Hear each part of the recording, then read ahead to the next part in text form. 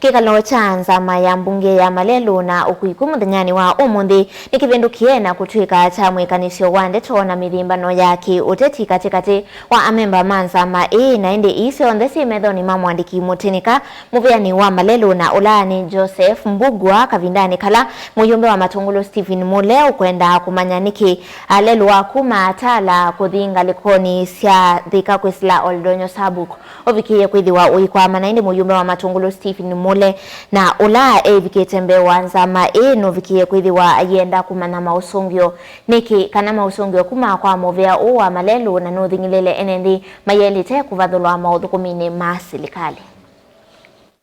He says the bridge has been like that for the last 2 years, right? Yeah. PS Engineer Joseph Mbugua ule vikitembe wa nzama kunengana usungio yulo thukumi wa kinwalelwa tala ngina thika kwisla Oldonyo Sabuk no lasimikie kusia mwikanisyo muvyu wa ndeto wa memba manzama ngaliko ya alama serikali ilomelelia kana vaitoneka muyumbe Stephen Mutinda Molo wa Matungulu akaendea kukitia maendeleo na kio cha NMB makisio chake itino wa kwithuwa anakuniye kula ya kuvalu cha mutatilo wa kinandu mwaka wa ngilile na miongoli na ina.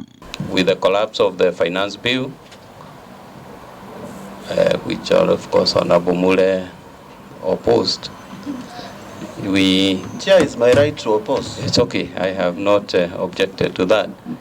And the PS also can give some information where else do we get money from if we don't support government programs and government policies.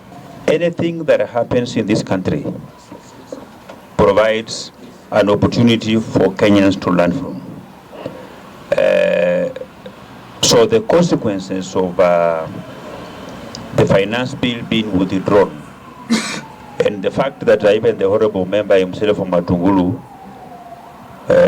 was singing in the National Assembly that this finance bill no more to... Point of order, Chair. Don't politicize the action we took on the basis of this road. Honorable Chair, I'm not out of order. It is my fundamental right. I think the Vice Chair, Honorable Mure.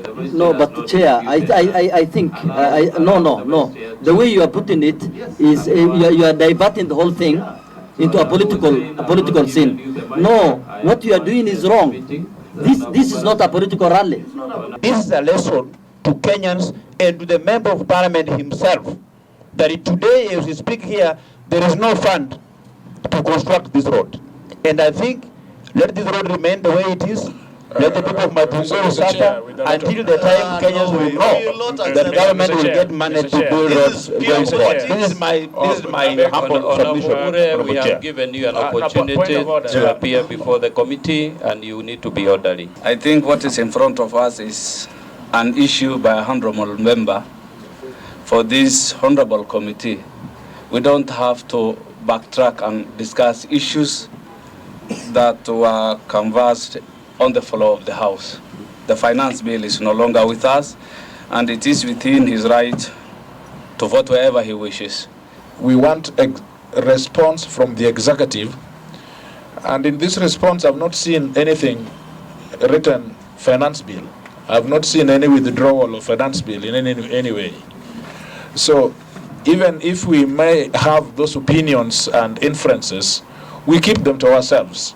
But we must be respectful to the people of Matungulu who pay tax and who are Kenyans by their own right.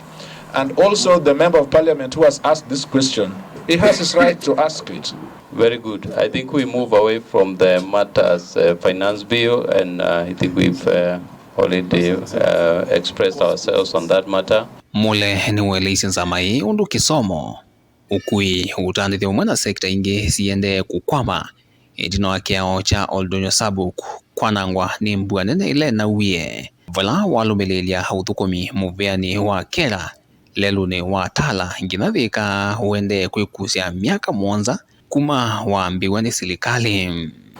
I believe when you hear Athi River, Tana River, the main rivers in this country, they deserve some prioritization compared to water channels that are seasonal.